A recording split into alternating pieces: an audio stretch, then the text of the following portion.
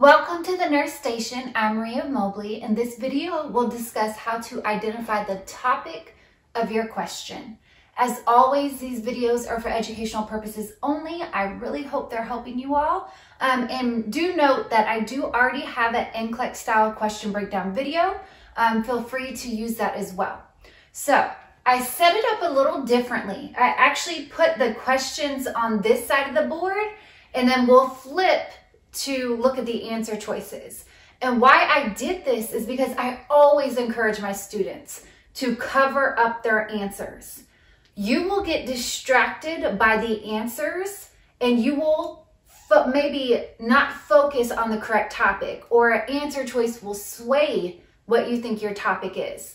So we only have our questions, and remember, when we identify the topic of our questions, you should always think about Maslow's and your nursing process. So we know our nursing process is ADPI, right?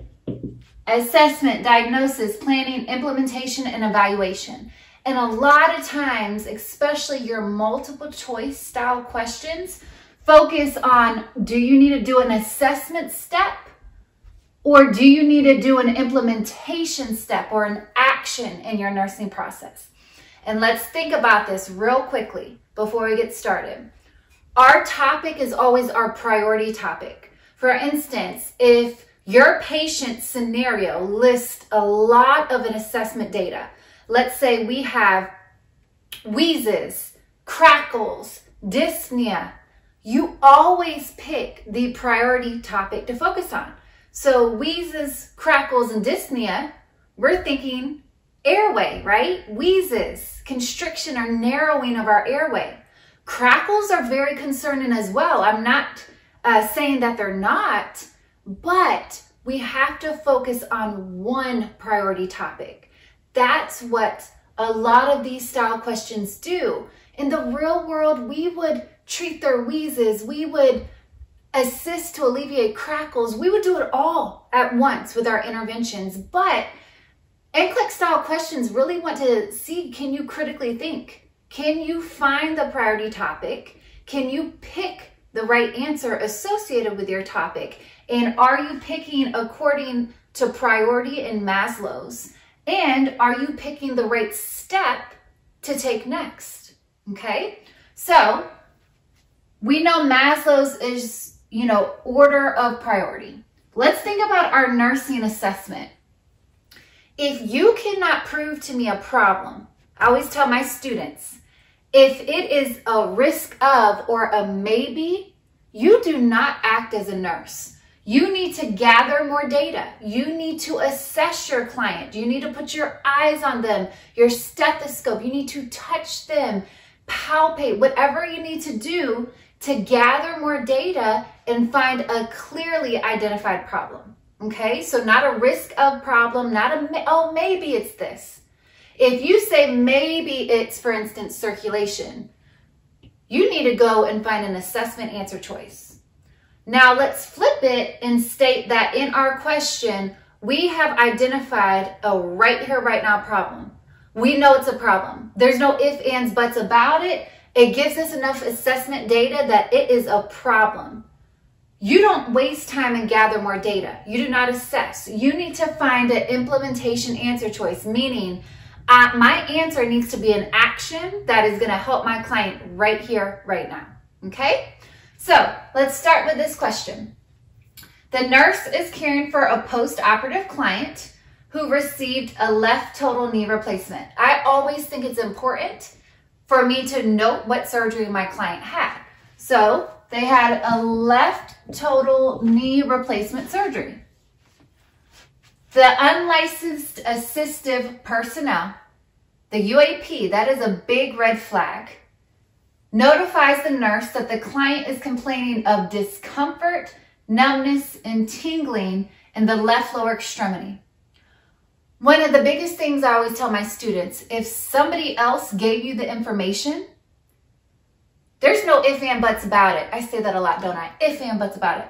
You need to assess. You need to gather more data. If somebody else gave you the information and you pick an action as your answer choice, you did not start the first step of your nursing process. So to me, this is a big red flag. The UAP notifies the nurse, meaning I didn't gather the information myself.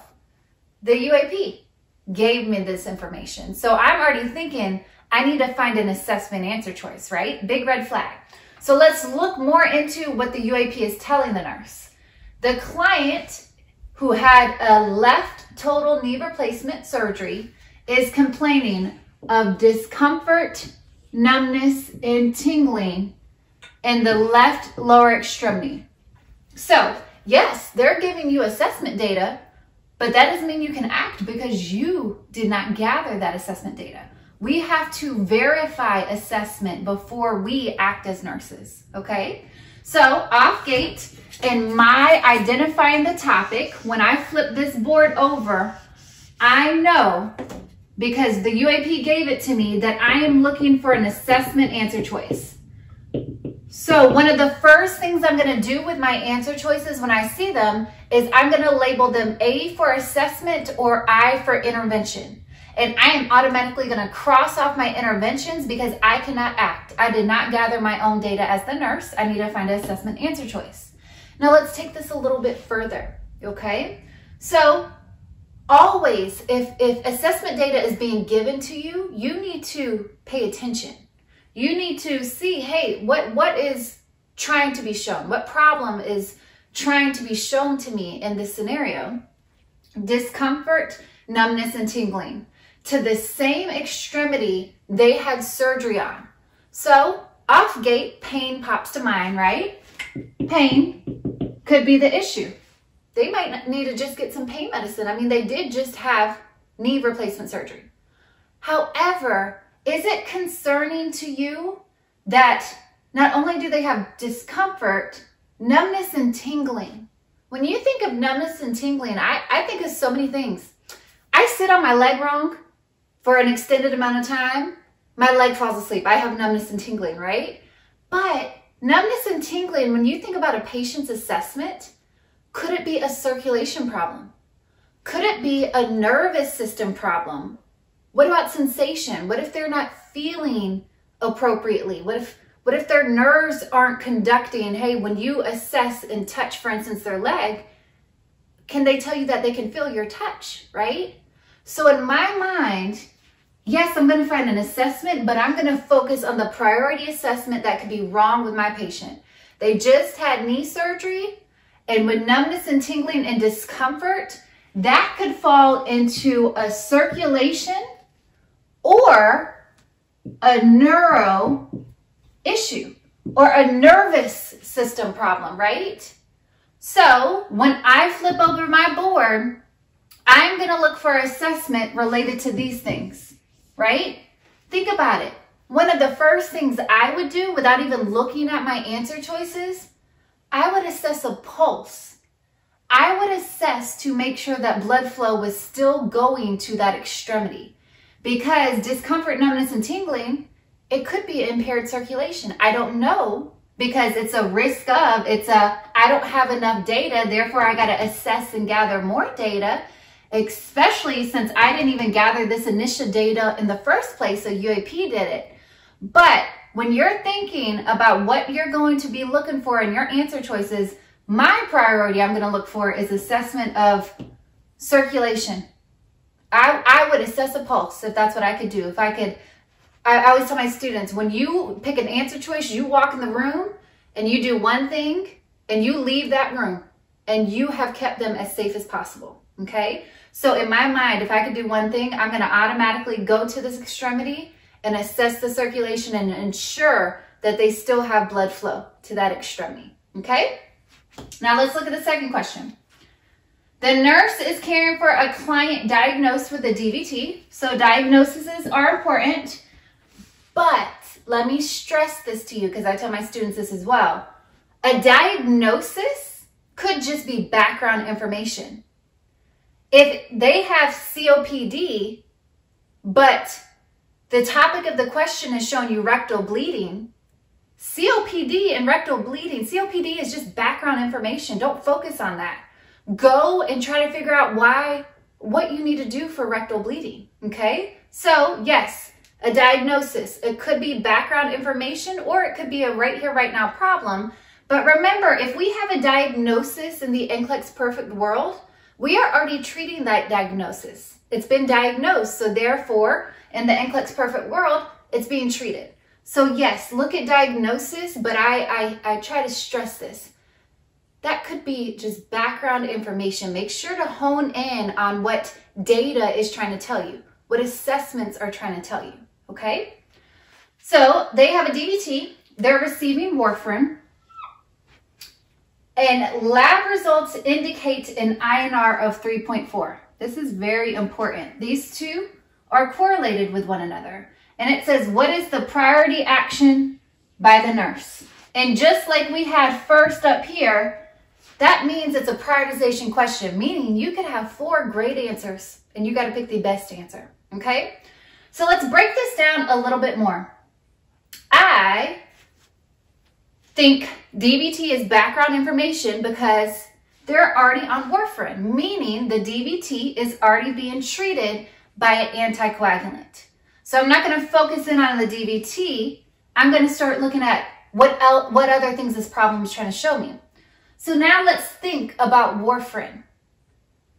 What INR level do we want a patient to be at to state that they are therapeutic? Don't we want the INR level to be between 2 to 3, right? Now, this INR level is elevated, okay? Now, I want you to take a moment and really think about this. A patient on warfarin therapy with an elevated INR level, what is your topic? I hope you thought circulation, okay? I hope you thought, oh man, they are on an anticoagulant. They have too much anticoagulant in their body, and we know that a side effect, especially when there's too much of this type of drug in the body, could be bleeding, right? Now, this is very important. My next question is, if you got it to the circulation part, that's great. We should absolutely be thinking circulation with elevated INR levels on a patient on anticoagulant therapy, of course, right? But my question to you is it a risk of circulation problem? Or is it a right now circulation problem? If it's a risk of, meaning you can't prove it's a right here, right now problem, you would have to gather more data. You need to find an assessment answer choice. If it's a right here, right now problem, you need an action. You need to pick an implementation. You need an answer that will change your patient's outcome. You won't waste time gathering data. If you say it's a right now problem, you will pick an action when we flip over to the answer choices on the other side of the board. So I'm going to put it in a different way real quick. Can you prove to me this patient is bleeding? Yes or no? With an elevated INR level alone, you have no other assessment data. You can't prove to me they're bleeding. So instead of a right here, right now circulatory problem, you have a risk of. Because they could have an INR level of 3.4 and they're not bleeding. They could be just fine. Do we understand that?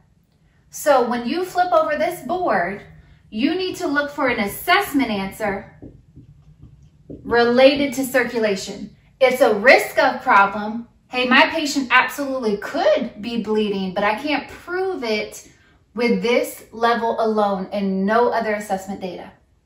And this is why I encourage you, please cover up your answer choices because they will sway you in identifying your topic, okay? So we're about to flip over our board. We need to look for an assessment answer, and my priority topic I'm looking or thinking of, and this one is circulation.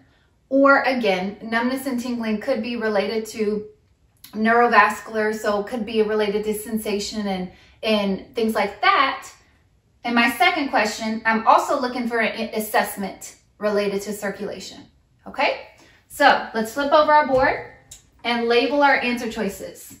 So the first thing I do is literally label A versus I, assessment versus implementation, and I get rid of all my actions, my implementations, because I already said I want an assessment related to circulation for my first question. So let's read it. Ask the client to rate their pain on a numerical scale of 1 to 10. That's an assessment. Administered the ordered PRN pain medication. That's an implementation or an action. Complete a neurovascular assessment of the client's left lower extremity. Assessment. Ask the UAP to obtain vital signs and notify the healthcare provider. That's actually an assessment / implementation. However, if you ever see as a nurse that we call it passing the buck. Your UAP was already trying to tell you a problem, and now you're going to delegate something back instead of going into the room and checking on your patient. We would not do this. This is not appropriate in your NCLEX perfect world. And if you have experience, sometimes that can mess up this NCLEX perfect world style question. I'll give you an example. If the blood pressure was low, the UAP reported to the nurse that the blood pressure was low. In the real world, the nurse could delegate to that UAP or CNA, hey, can you go get me a manual blood pressure, please, right? But think about this. This is a perfect world. In all actuality, and in the real world as well, if my nursing assistant or my UAP is trying to tell me as a nurse that something is wrong with my patient, I need to get up and go to my patient every time. You don't pass the buck, okay? So that would never be a right answer choice. So you're gonna get rid of your implementation answer choices. Now you're gonna label, because we said we needed an assessment according to Maslow's. So obviously this is a pain assessment. In neurovascular, think about how you assess neurovascular, right? Don't we assess a lot of things? Pulse, cap refill, sensation, movement. So this encompasses circulation when I'm assessing the neurovascular assessment of my left lower extremity. So if I could only do one thing and one thing only, with my patient that had a left total knee replacement and my UAP told me they were having discomfort, numbness, and tingling, I am going, according to Maslow's, to assess neurovascular versus pain, okay? Because I want to make sure that there's not a worse problem than just discomfort or pain associated with the surgery. I want to make sure there's not a circulatory problem or any other issue related to that left lower extremity. So this would be my answer choice. Now, for the second question, remember, we stated we need to look for an assessment related to circulation. And I can't stress this enough, cover up your answer choices and go with your gut. If you know you can't prove to me they're bleeding with an INR level of 3.4, you need to gather more data. So let's label it assessment versus intervention first. Administer vitamin K. That is an action or implementation. You only do an action as a nurse if you say they have a right here, right now problem. And I can't tell you enough. With an INR level of 3.4, students love to pick this answer choice. And first off, let me just explain something. The patient still has a DVT. We still have to treat the problem with warfarin, and we don't just reverse people routinely. We reverse patients that require it because, for instance, they are bleeding or their INR levels are so high that they are at a safety risk to themselves, okay? So either way, it's an implementation action. We can't prove they're bleeding, so we're not going to pick it. Notify the healthcare provider. That is an action or implementation. Assess the client's stool and urine is an assessment. Obtain a stat INR level. So yes, even though you're sticking a needle into them to collect blood, it is still an assessment because your purpose of drawing a lab is collection of data. So trust your gut instinct, get rid of these two answer choices because you know you need an assessment for circulation. Now we look at both, and we want to make sure it's an assessment related to our topic, our priority topic of circulation, because we know elevated INR levels, our priority topic to focus on is risk of bleed, right? So let's start with this one. Obtain a stat INR level. We know that's an assessment for circulation. We know that. Now I threw this in here because you really got to understand that NCLEX isn't always going to give you the beautiful, perfect answer choice. Assess the client for bleed, right? That's what we want to see because we know that's what we need to do. But it tells you assess the client's stool and urine. Now think for a second, could this be an assessment for circulation? If I look at their urine or their stool, or there's a stool sample, could that show you bleeding? Absolutely. When clients are on anticoagulants, they could absolutely have blood in their urine or stool. This is an assessment for circulation, but sometimes students overlook it because it's not your big, bold, I see bleeding, or my blood pressure is super low, my heart rate is super high, which occurs when people are bleeding, right? But this is still can give you information associated with bleeding, okay? Think about it. Hemoccult stools. Have y'all heard of that terminology? That's when we are looking for blood in the stool, okay? So we actually have 2 assessments for circulation. Now we got to get down to the best answer. In the NCLEX perfect world, do you ever repeat what a scenario has already given you? Remember, this is the perfect world. If we have an INR level of 3.4, we have an INR level of 3.4. So I put this in here because you do not regather data that was already given to you in your scenario. It is the perfect world.